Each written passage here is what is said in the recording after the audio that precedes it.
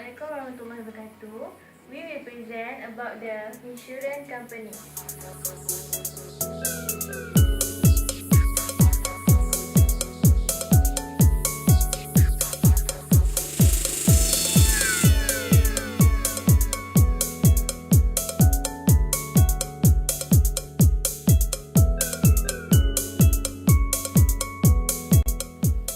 Insurance business is insurer undertakes certain risks to compensate the insured in exchange for contribute called premium. Next is insurance company invest premium in land properties, securities and bond to generate income and capital appreciation upon realization of investment to cover the insurer members' compensation and make profit for each shareholder. Next is insurance. Insurance is a contract of a one person, which is insurer, undertake to compensate other person, which is insurer, by paying him a sum of money on the happening of specific event. The consideration of the insurer's promise is to payment by a insurer of a sum known as premium. Insurance company divide into two, which is general insurance and life insurance. General insurance is insurance for property, motor vehicle, transportation, health and education. While life insurance is insurance company carry on life insurance business, which have two sources, life fund and shareholder fund. Scope of charge. There are two scopes of charge, which is resident and non-resident. For resident, tax on income from investment and sale investment made up from life fund or shareholder fund, tax on the world basis. Next is non-resident, tax on income from investment and sale investment from Malaysia Life Fund, whether in or outside. Malaysia Life Fund refer to fund established pursuant to Section 38 of Insurance Act. Next is life insurance company under Section 60, Clause 4 for non-resident. There are two insurance, which is life fund, refer to the Malaysia Life Fund, and shareholder fund, refer to the non-resident shareholder fund, where business carry wholly or partly in Malaysia. This exclude life reinsurance business and inward life reinsurance business.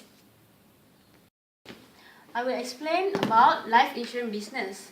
There are two types of income under life insurance business, which is gross income, gross proceeds, and amount of actual surplus from the life fund transferred to the shareholder fund.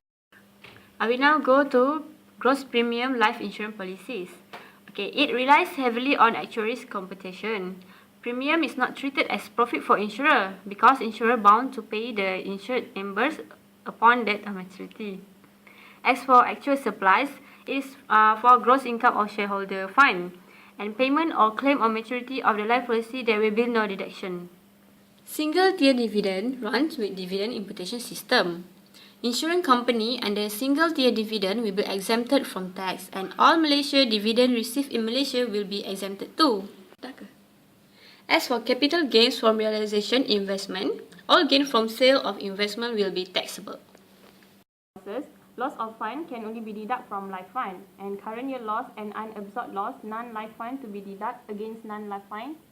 Of expenses, there are two types of expenses, which are life fund and shareholder funds.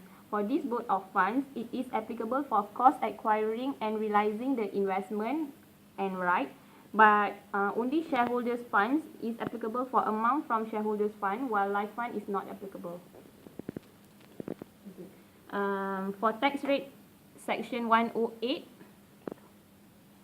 For tax rate, Section 108 account, for life fund, it is chargeable income amounting to 8%, while for shareholders fund, it is tax rate 25%.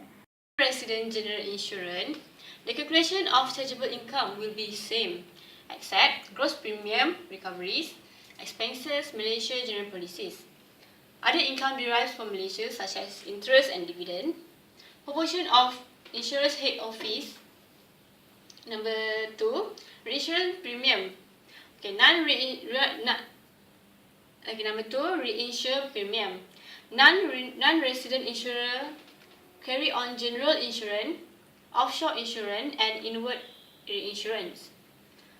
As for the double deduction on the contribution to Malaysia Motor Insurance, there will be double deduction to Malaysia Motor Insurance pool, which is MMIP. MMIP, high risk insurance pool established by general insurance to provide insurance risk, which unable to obtain such insurance elsewhere. Reserve fund for unexpired risk is an estimate of future liabilities incurred on existing general insurance policies. It will be ascertained that 25% of net adjusted premium, which is marine, aviation and transit policies, and number 2, 40% of net adjusted premium on accident, fires and others. Net adjusting premium is differences between gross premium receivable and amount of reinsurance payable. Now we go to types of income for resident general insurance. Number 1, the type of income is gross premium first receivable. Number 2 is any gross income, include commission and interest. Number 3 is gross proceed, first receivable realization of those investment. Number 4 is amount recovered under insurance contract, and the last one is reserve fund for unexpired risk opening balance.